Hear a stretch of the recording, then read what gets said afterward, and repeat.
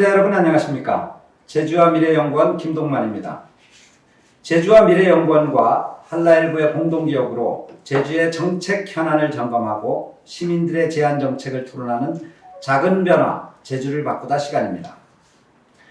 지난 2월 제주도민들의 염원이었던 제주 4.3 특별법 개정안이 국회를 통과했습니다. 특별법이 제정된 지 22년 만에 얻은 쾌거입니다. 그 안에는 진실규명과 명예회복은 물론 처음으로 위자료 지급에 대한 내용도 담겨 있습니다. 억울하게 희생당한 국민에 대해 국가가 책임지는 모습을 보여줌으로써 향후 다른 과거사 문제 해결에도 모범이 될 것으로 평가받고 있습니다. 그러나 분명 아쉬운 부분도 남아있습니다. 오늘은 앞서 통과된 제주 4.3 특별법 개정안의 성과와 의의를 짚어보고 앞으로 어떤 과제들이 남아있는지 살펴보도록 하겠습니다. 토론자 두 분 모셨습니다. 먼저 제주 4.3 특별법 개정에 앞장서신 오영훈 국회의원님 나오셨습니다. 네, 안녕하십니까? 네. 이어서 양조훈 제주 4.3 평화재단 이사장님 나오셨습니다. 네. 안녕하십니까? 안녕하십니까? 네. 먼저 양조훈 이사장님, 예. 지금 추념식 준비로 바쁘실 텐데요. 특히 이제 코로나 전국이어서 신경 쓰실 일도 많으실 것 같습니다. 아무튼 특별법 개정으로 올해 추념식이 의미 있는 추념식이 될 텐데 어떻게 준비하고 계십니까? 안내 좀 해주시죠. 네, 코로나로 인해서 그 엄중한 상황인데도 그 어려웠던 4.3 특별법 정부 개정이 통과된 직후에 열리는 그 추념식이어서 그 때보다도 의미가 있다고 생각을 합니다. 그래서 이번 추념식 수료본도 동박꽃이 활짝 피어수다 이렇게 이제 정의했습니다.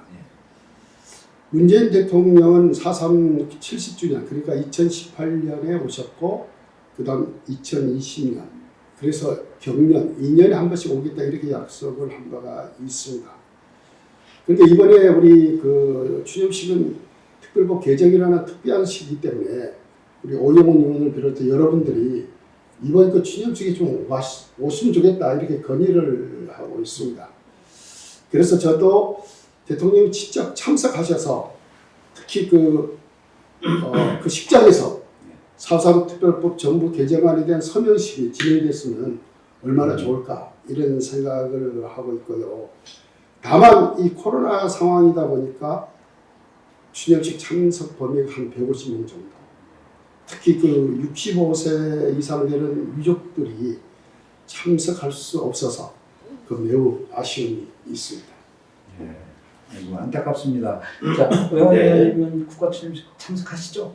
아직 결정된 바 없습니다. 아, 그렇습니까? 네, 방역 지침을 준수해야 되기 때문에 여러 가지 상황들을 고려해서 방역 당국과 행사 관련 주체 의견을 최종적으로 조율하면서 결정해야 될 것 같습니다. 예. 아무튼 그래도 그 4.3 특별법이 개정돼서 네. 마음이 한결 가볍겠습니다. 네, 얼굴이 바이러스라는 표현을 많이 갖고 있습니다. 네. 그래도 이제 법무부와 기재부 네. 또 여야 의원들 합의 이끌어내서 네. 굉장히 고생 많이 하셨는데 네. 이번 특별법 개정에 대한 소감 네. 어떤 의미가 있는지 좀 말씀 좀 해주시겠어요? 글쎄요, 저로서는 가족 중에도 유족의 한 사람으로서 느끼는 감회가 좀 남다르고요. 저희 대학교 생회장 시절부터 4.3 특별법, 4.3 진상규명 개정을 위해 앞장서왔던 이런 측면이 있기 때문에 매우 의미 있는 일이라고 볼 수 있습니다. 특히 4.3의 완전한 해결이 시작되었다는 그런 큰 의미를 부여해 주고 싶고요. 또 하나는 국가 폭력에 의해서 희생됐던 많은 우리 제주 4.3 관련 희생자들에 대해서 국가가 법적으로 책임을 지겠다는 이런 명확한 선언의 의미가 있다고 생각합니다. 그래서 저 또한 대한민국 국민의 한 사람으로서 존중받고 있다는 이런 또 인식을 심어준 계기가 아니었나 싶습니다. 예, 국가가 법적으로 책임을 지겠다는 말씀하셨는데 양조훈 이사장님도 고생 많으셨습니다. 사실 이 특별법 개정은 국회의원들뿐만 아니라 전국의 많은 분들 그리고 시민단체 그리고 여러 기관들에서 이제 많이 노력을 해주셨는데 그러한 측면에서 이사장님 그 어떤 의미가 있고 또 그 특별법 개정에 대한 그 노력들 어떤 노력들이 있었는지 좀 말씀해 주시겠습니까? 그 2000년에 우리가 4.3 특별법이 처음 통과할 때 그 당시 법조문이 달랑 11개 조문이었어요. 네. 근데 이번에 개정 법률은 31개 조문이고 부칙 5조까지 합치면 모두 이제 36개 조문이 되는 이제 특별법이 되는 거죠.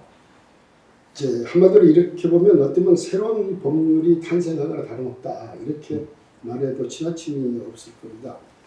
전국적으로 많은 분들이 도와주셨고요.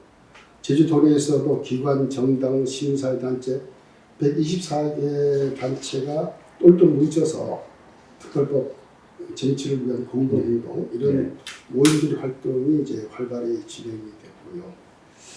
저는 하여튼 이 4.3 운동을 한 32년 동안 하면서 가끔 이제 느끼는 것이 사람이 할 수 없는 일들을 뭔가 보이지 않는 손이 도와주고 있다. 영적인 도움이 있다. 이런 느낌을 받을 때가 많습니다. 예를 들어서 이번에 수영인 특별 제시는 매우 어려운 것이었거든요. 근데 그 수영인 명부를 발굴한 추미애 의원이 그 당시 법무장관에 계셨기 때문에 그 문제를 푸는데 좀 획기적인 도움이 됐다 이렇게 생각을 하고요. 배우상 문제 기재부가 결사반대했습니다. 그런데 그 당시 그 민주당 이낙연 대표가 주도적으로 그 당정청 회의에서 그걸 심의를 풀어서 하나의 고비를 넘겼고 또 한편으로는 이런 법률이 뭐 민주당입니다 이렇게 독단으로 가는 것이 아니고 여야 이렇게 합의에 의해서 이게 통과됐다는 것이 매우 소중하다 느끼고 그런 야당을 설득하는데 원희룡 도지사의 역할도 일정하게 이제 주의했다 이렇게 보고요. 결국 이런 노력들이 결합이 되면서 4.3 특별법 개정안이 기적처럼 국회를 통과한 것이 아닌가 이렇게 생각합니다. 모두가 하나 되어서 특별 개정에 노력해 주었다라는 말씀하셨는데 우영훈 의원님 최근 그 수영인 재심에서 무죄 판결이 잇따라 나오고 있습니다. 그런데 무죄 판결을 받기까지는 굉장히 어려운 과정도 없지 않아 있었습니다. 특별법 개정으로 인해서 이제 앞으로 이런 그 수영인 관련 재판들 좀 편한 상황들이 좀 많이 달라지게 되는 거죠. 어떤 내용이 지금은 수영인 재판과 관련해서 크게 군사 재판과 관련된 재심, 그다음에 이제 일반 재판과 관련된 재심이 진행이 돼서 대한민국 사법부 역사상 처음으로 이제 무죄 판결이 나오고 그다음에 이제 다른 손해배상 소송도 진행돼서 승소하게 되는 상황도 나오고 있는데 현재의 법률에 의하면은 군사원법이라든가 이제 형사소송법이라든가 이 법률의 테두리를 벗어날 수 없는 한계를 갖게 되는 겁니다. 즉 재심을 청구할 수 있는 청구권자는 유족이거나 직계종족 밖에 되지 않는 거거든요. 그리고 그 당시 재판부에서 해야 되는 부분들이 있었는데 이제는 유족이 아니더라도 그러니까 유족이 없는 경우가 있지 않습니까? 행정부에서 이런 부분에 대해서는 직권재심을 통해서 중앙위원회가 일관해서 법무부 장관에게 재심을 권고하게 되는 그런 절차를 제도적으로 마련했다는 게 대단히 큰 의미다라고 생각합니다. 그래서 군사재판과 관련해서는 직권재심 절차를 통해서 명예회복을 이룰 수 있는 제도적 근거가 마련됐다. 상당히 큰 의미고 두 번째는 일반 재판과 관련해서도 이제 특별재심 절차를 두어서 보다 용이하게 재심 청구를 할 수 있도록 그런 제도적 준비가 되어 있다. 그렇기 때문에 지금까지는 또 다른 양상을 즉 개별적으로 소송이 진행됐던 재판이 진행됐다고 보면 이제는 일괄해서 진행될 수 있는 조건이 만들어졌고 특히 군사재판인 경우에는 전체가 다 일괄적으로 재심 청구가 진행될 수 있는 그런 상황이니 그걸 제2지방법원에서 관할해서 하게 됩니다. 이 특별법 개정이 굉장히 모범적인 우리나라에서 모범적인 사례가 될 텐데요. 양조원 이사장님, 아직 진상규명조차 되지 않은 과거사 문제들이 우리나라에 많습니다. 이 특별법 개정으로 인해서 우리가 이제 다른 과거사 문제들에 대한 영향도 클 텐데 어떻습니까? 그렇죠. 우리 제주 4.3의 경우는 2003년에 정부의 그 진상조사 보고서가 처음 발견됐고요. 그다음 2019년에는 저희 평화재단이 주도로 해서 추가 진상 보고서까지 나왔습니다. 근데 한국에 있는 과거사들이 많은데 이렇게 본 보고서 추가 진상 보고서까지 나온 과거사는 제주 사상 유일합니다. 그렇죠. 가령 그 광주 5.18의 경우는 과거에 이제 보상까지 받았지만 그동안 정부의 진상 보고서가 없었어요. 그래서 3년 전에 5.18 진상규명특별법을 이제 만들어서 지금 현재 진상 조사를 지금 진행 중이죠. 이제 그런 점에서 이번 개정안을 통해서 정부위원회 차원의 4.3 추가 진상조사가 다시 진행하게 된 것, 이건 매우 의미가 크고요. 뭐 다른 과거사 쪽에서는 매우 부러워하죠. 예를 들어서 우리 여순 사건, 사상과 동시대에 일어난 사건이지 않습니까? 거기는 지금 한 발짝도 못 나가고 있어요. 그래서 그런 점에서 우리 4.3은 진상조사가 아니고 여러 면에서 지금 선도적인 입장이 있다, 이렇게 말씀을 드릴 수가 있죠. 그 이미 이제 다른 관련 단체에서 사전특별법이 통과됐기 때문에 그 의미에 대해서 문의가 계속 들어오고 있죠. 그래서 여순 같은 경우에는 이제 아마 그 정부에서 난색을 표명하다가 여순특별법을 처리하기로 일단 정부 방침을 정했습니다. 그래서 여순 쪽 입장에서 상당히 기대가 큰 상황입니다. 여순뿐만이 아니라 뭐 누군이든 아니면 홍정된 저로 민간 그 희생 사건들이 이제 홍정된 저로 시기에 있었지 않습니까? 그분들 같은 경우에도 재정 당국에서 사산만 해주게 되면 어렵다, 사산만 해줄 수가 없어서 홍정된 저로까지 다 해줘야 되기 때문에 난색을 표명했지 않습니까? 배보상 관련해서. 근데 그럼에도 불구하고 해주기로 했기 때문에 홍정된 저로의 희생자들도 배보상을 받을 수 있는 여건이 마련됐다, 이렇게 이제는 확인을 하게 된 거죠.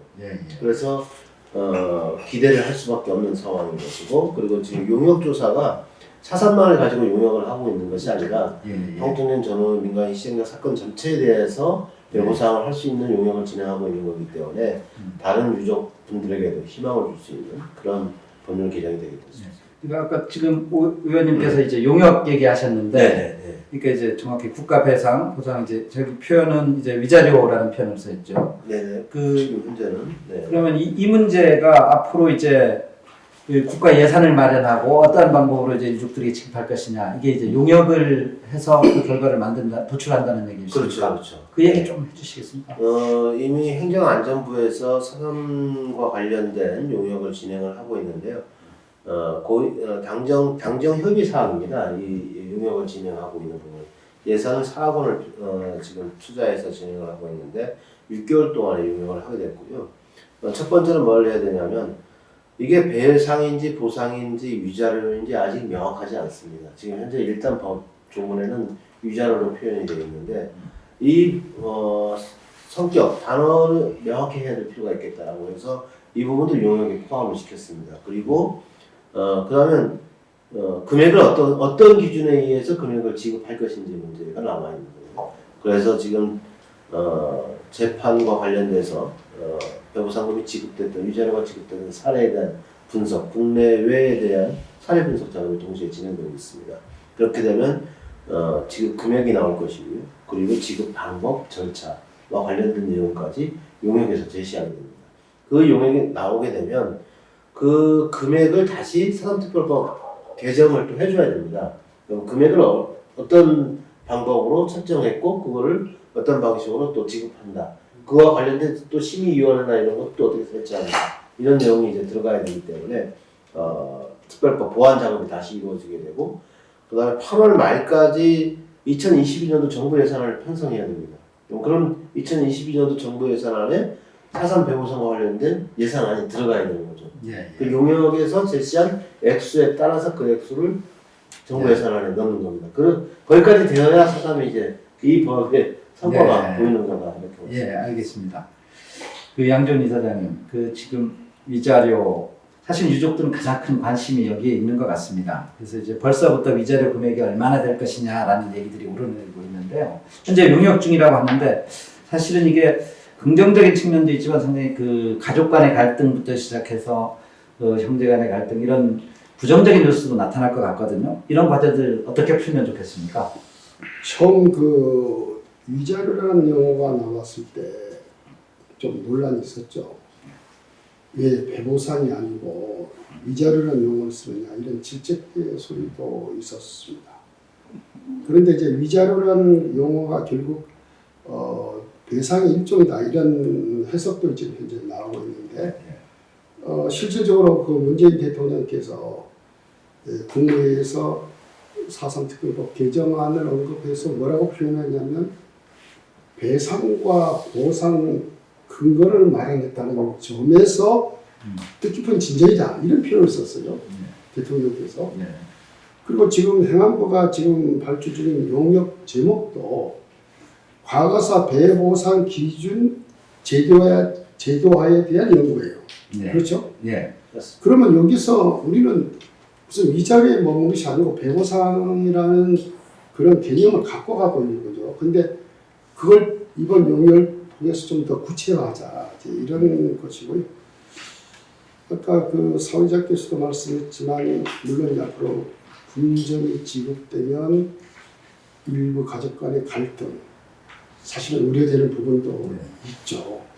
자, 이 부분을 어떻게 우리가 극복해야 할 것이냐 이것은 4.3 유족 그리고 제주도민상에 슬기롭게 풀어가는 방안 이거 앞으로 강구해야겠죠. 그래서 이제 유족 회장님께서 기금 조성에 대한 언급도 좀 하셨습니다. 네.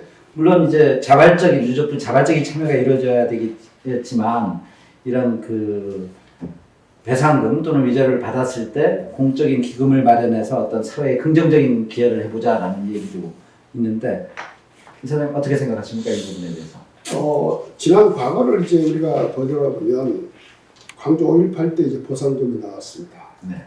그게 아니라 그 광주 안에서도 가족 간 분쟁이 있었고 또 광주 내부에서도 좀 질책의 소리가 있었던 것도 사실이죠. 근데 그런 어떤 부정적인 것을 극복하기 위해서 또 일부 유족들이 기금으로 내놓기도 했어요. 그러니까 우리가 갈등을 빚지 말자 하는 그런 취지로. 근데 이제 오인정 우리 4.3 유족 회장께서는 특별법 개정 그 통과된 직후에 4.3 평화공원을 방문해서 영령 앞에서 선언을 한 거죠.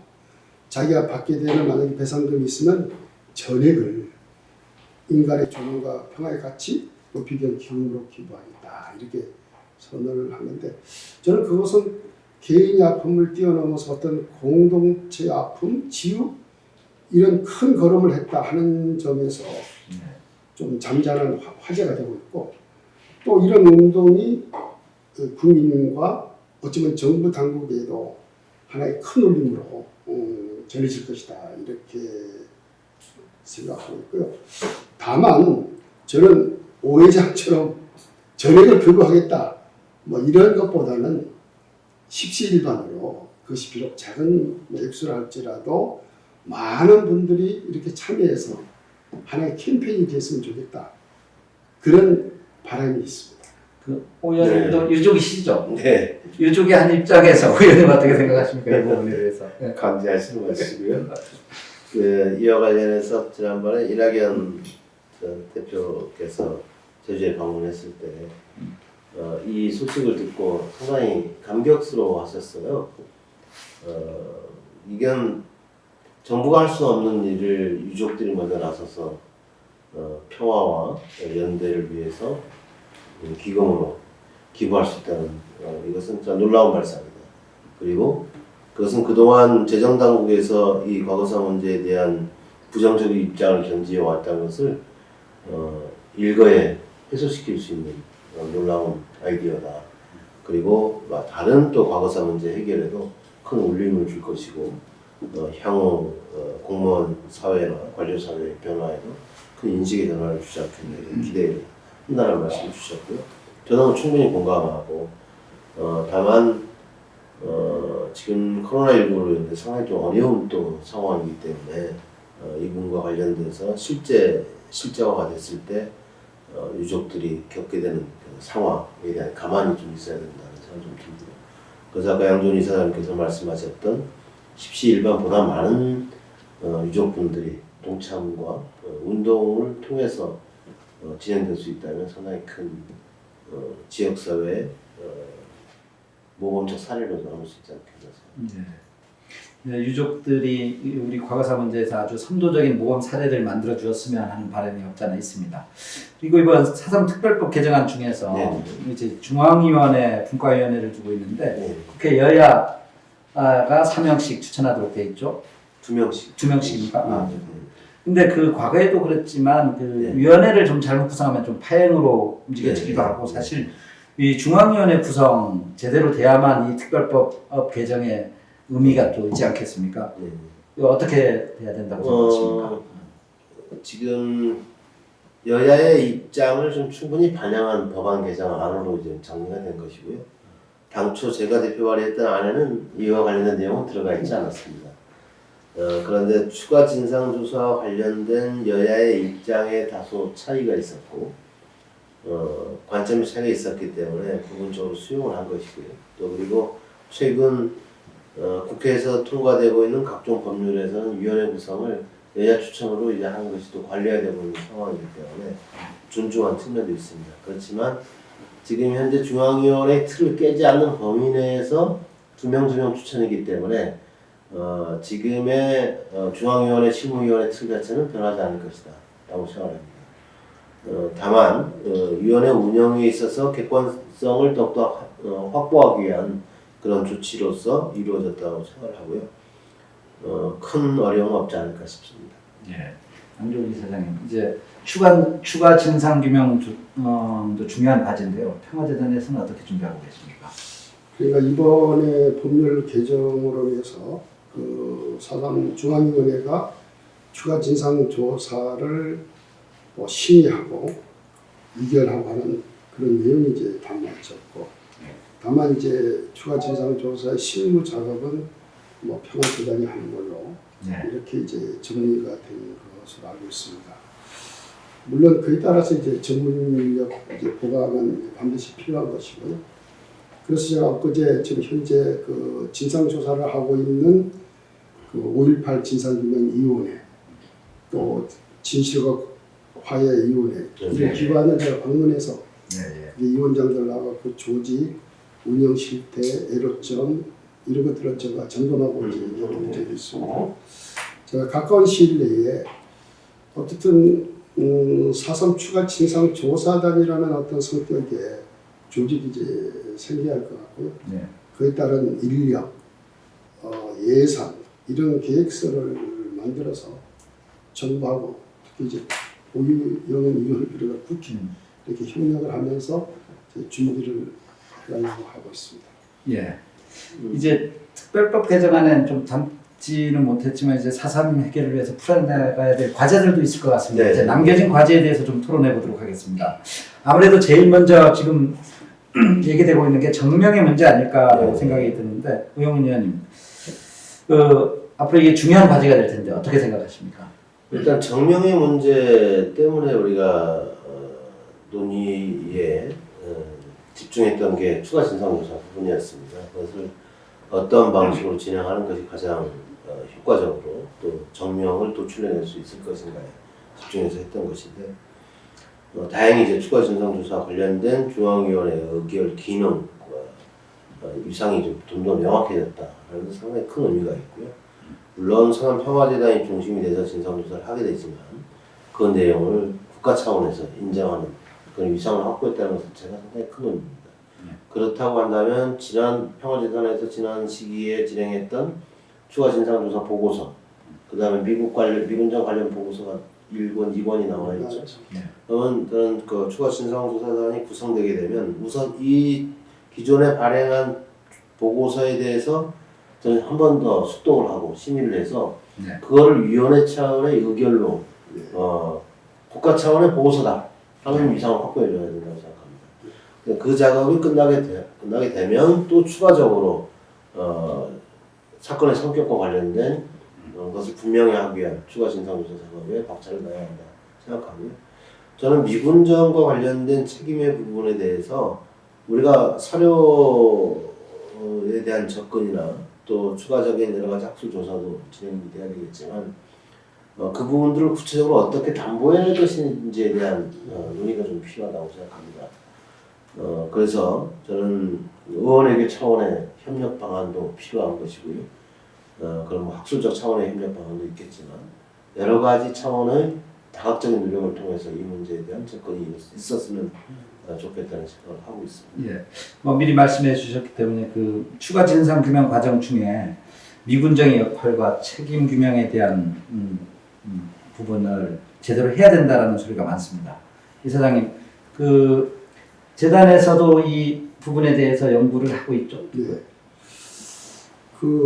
저는 2000년부터 그 정부위원회의 진상조사 실무 팀장을 맡아서 그때부터 국내외 기관을 대상으로 조사한 경험이 있죠. 그런데 그때 우리나라 정부 기관, 특히 국방부라든가 육군본부, 경찰청, 보안사령부 이런 데를 전부 찾아가서 이렇게 누볐지만 자료 수집에 별 소득이 없었어요. 이제 그거는 왜 그러냐면 우리 국내 한국 기관들이 기록하는 데가 좀 부실한 데다가 예. 또 6.25 전란이라고 하는 그런 시대적 상황이 있어서 소실된 경우도 많고요. 예. 근데 그거에 비해서 저희들이 미국 기록관리청에 가서 많은 자료들을 이제 수집을 했고 그걸 갖고 이제 보고서 만드는 데 도움이 됐는데 왜냐하면 제주 4.3은 미군정 시기에 발생된 사건이기 때문에 네. 이외로 미국에 이제 자료가 많은 거죠. 네. 그래서 평화재단에서는 재작년부터 미국 현지 자료 조사를 이제 재개를 했고요. 얼마 전에 그 4.3 미국 자료 이제 2권을 이제 발견했고 네. 앞으로 한 석 달 이내로 3개월 이내로 추가로 3권을 더 발간할 계획입니다. 네. 이제 이렇게 하면서 자료를 통해서 점점 미국의 역할 문제를 책임 문제를 접근하려고 합니다. 예. 그럼에도 불구하고 아직까지 연구 결과로만은 이제 미국의 책임과 역할을 규명하기 모자랄 텐데요. 앞으로 만약에 또 어떤 역할을 하시죠? 저는 그 미국의 그 책임 규명을 위해서 지금 투 트랙으로 이제 진행을 하고 있는데 하나는 4.3에 관한 미국 자료를 끊임없이 수집해서 네. 그 자료를 통해서 분석하고 그걸 통해서 미군의 역할, 책임 문제를 이제 규명하는 작업을 할 것이고요. 또 한편에는 미국 사회의 여론을 이제 환기시키기 위해서 미국 현지에서 뭐 인권 심포지엄 같은 그런 여러 가지 행사를 준비해야겠다. 네. 그래서 2019년에 저희들이 뉴욕 소재에 있는 유엔 본부에 직접 들어가서 아주 성황리에 인권 심포지엄을 했는데 그 결과 그 당시 그 UPI 통신 등 미국 언론들이 특별한 관심도 보이고 이제 보도도 해줬습니다. 그래서 올 가을에는 이 코로나가 좀 풀리면은 미국 수도 워싱턴에 가서 이제 심포지엄을 개최할 계획인데 아까 오 의원님 말씀했지만 미국의 수도를 가려면 그 의원 간의 어떤 교류 같은 것이 더 뭐랄까 보완이 된다면 더 효과적이니까 이 문제는 앞으로 꾸준히 연구하면서 추진하겠습니다. 그 시민사회단체에서도 최근 미국 바이든 정부에게 서한을 보내서 사과를 요청하기도 했습니다. 오 의원님, 네. 미국의 책임 규명 그리고 사과까지 받아내야 된다고 생각하십니까? 어떻습니까? 뭐 전적으로 동의하고요. 향후 사법특별법 이후의 과제 중에서 가장 큰 과제는 저는 미국의 책임에 대한 문제 제기 그리고 사과를 받아내는 문제 그리고 정명으로 이어지는 이런 과정이 남아있다고 봅니다. 그것은 대한민국 정부가 수립되는 과정에서 있었던 과정에서 발생했던 사건인 만큼 대한민국의 향후 앞으로 나아가게 될 미래의 삶 이와도 관련이 될 수밖에 없는 것이 정령과 관련된 문제이기 때문에 대한민국의 미래를 위해서도 반드시 짚고 넘어가야 될 문제다 그렇게 생각합니다. 예, 그 시대가 바뀌었다고 하지만 그 4.3의 성격과 관련해서 아직 끝까지도 여전히 이념 갈등은 있는 것 같습니다. 특히 이제 민족사적 관점에서 보면 사실은 그 당시에 이제 분단 반대를 했고 통일운동으로서의 성격도 없잖아 있지 않습니까? 이런 측면에서 문재인 대통령께서는 분단을 넘어서 평화와 통일을 열망했다라고 4.3의 성격을 어느 정도 짚어주셨습니다. 네, 그렇죠. 네. 근데 이제 앞으로 우리가 이제 이념을 넘어서 4.3이 통일운동으로서의 성격 뭐 이런 위상정립도 해야 될 텐데 오영훈 의원님 이쪽에 각별히 관심 갖고 계시는 걸로 알고 있는데 어떻습니까? 당시 4.3이 발생했던 이유 중에 하나는 구호가 있었죠. 상징적인 구호가 두 가지로 기억하는데요. 통일조국 전취라는 구호가 있었고 양과자를 먹지 맙시다라는 구호가 있었던 것 같습니다. 그리고 그 당시 일제 식민지를 끝내놓고 종식시켜놓고 새로운 나라를 건설하려는 열망이 가장 높았던 지역이 제주 지역이라고 해도 과언이 아니었죠. 그렇기 때문에 더더욱 통일에 대한 문제와 4.3과는 불가분의 관계를 가질 수밖에 없는 것이고요. 전체 지역사회 분위기가 저희도 4.3을 만들어냈듯이 이제 통일에 대한 열망을 또 한반도 곳곳에 확산시키는 그런 역할을 4.3 운동 세력들이 좀 더 열심히 역할을 해야 한다 생각합니다. 이 세상 재단에서도 4.3의 어떤 성격에 대한데 통일운동으로서의 성격 부분에도 좀 충분히 연구가 돼야 되지 않겠습니까? 어떻습니까? 예, 앞으로 해야죠. 뭐 정명 성격 이건 뭐 반드시 이제는 할 때가 됐다고 이렇게 생각을 하고요. 저 개인적인 의견을 이야기한다면 저는 4.3 성격 한 3가지 정도로 압축을 할 수 있는데 첫째는 그 자주성, 그 제주의 어떤 특수한 그 독립성의 관계를 연구해야 할 필요가 있다는 것이 첫째고요. 두 번째는 그 불이한 탄압에 대한 저항. 결국 그 정의를 이제 추구한 측면이 있고, 그리고 세 번째는 이 분단을 반대한 통일운동. 이 성격도 이제 분명히 있는 거죠. 저는 앞으로 남북 문제가 화해 무드가 되면 그 4.3은 그 대표적인 통일운동의 하나로 재평가되리라고 보고요. 앞에서 제가 말씀을 하나 못한 것이 뭐냐면 그 2019년에 유엔에서 심포지움을 하면서 그 하나의 소중한 성과를 얻은 것이 뭐냐면 미국 안에 있는 14개 시민사회단체, 종교단체 이런 거와 우리가 협력관계를 맺은 거예요. 예를 들어서 미국 기독교 전체를 대표하는 미국 기독교 교회협의회, 그 다음에 시민단체 연합 이런 데를 협력단체를 만들었고 이런 것들이 앞으로 우리가 이제 미국에 가서 행사할 때 계속 연대가 될 거로 기대하고 있고 또 하나는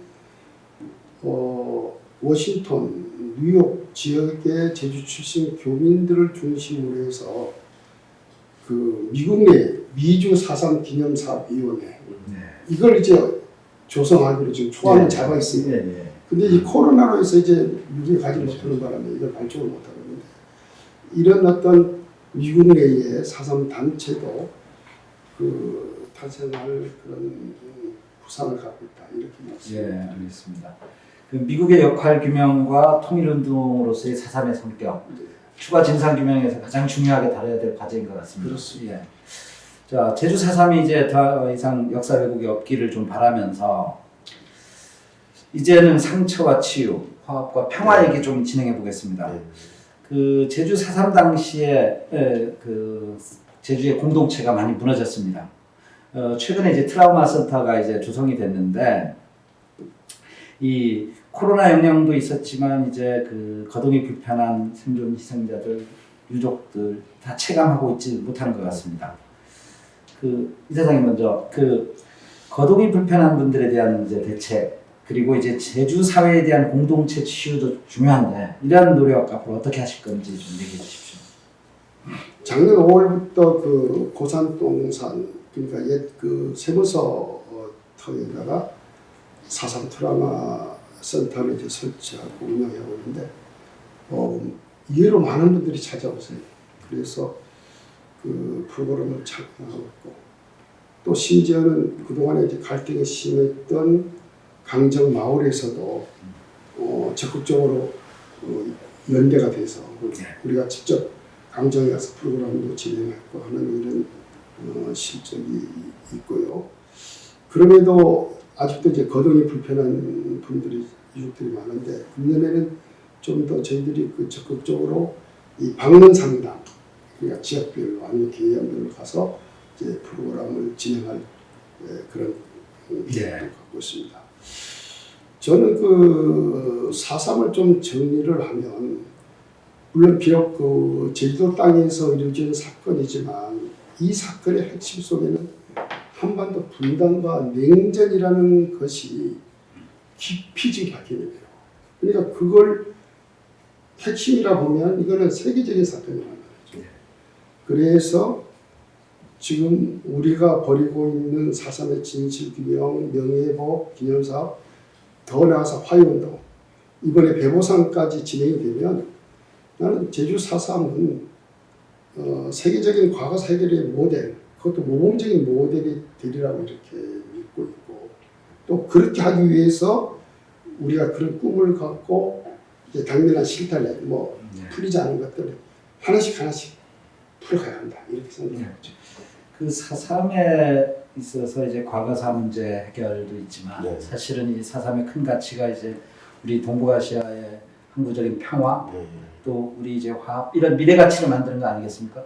의원님 마무리 발언으로 좀 이에 대한 얘기 좀 해주십시오. 어쨌든 4.3이 이제 동북아 냉전 질서 속에서 탄생했던 사건이었고 한반도 동북아 질서가 평화적인 체제로 가기 위해서 그 씨앗을 제거하는 것이 중요하다고 봅니다. 그런 점에 있어서 4.3의 발발 원인과 성격에 대한 명확한 규명이 동북아 평화를 위한 큰 출발점이 될 것이다 이렇게 생각을 합니다. 그리고 언제나 제주 4.3은 과거사 문제를 견인해 왔습니다. 1999년 12월 16일 4.3 특별법 제정이 진실화해를 위한 과거사 기본법을 만들어냈고 또한 이번에 2월 26일 통과됐던 4.3 특별법 전부 개정안이 그리고 한반도 전체의 과거사 문제의 배보상 문제와 그리고 법적인 명예회복 조치를 이루는 그러한 모범적인 사례로 만들어졌습니다. 제주 4.3이 한반도 평화를 견인하는 그런 중요한 역할을 할 수 있다. 이런 자신감을 가져도 좋지 않을까 생각합니다. 예, 고맙습니다. 자, 어느덧 토론 마무리할 시간이 되었습니다. 시청자 여러분, 오늘 토론 어떻게 보셨습니까? 지난 3월에는 4.3 당시 군사재판을 받아 희생되신 분들의 재심이 진행됐는데요. 당시 정찬수 판사는 유족 한 분 한 분을 불러서 하고 싶은 말을 할 수 있도록 기회를 주었다고 합니다.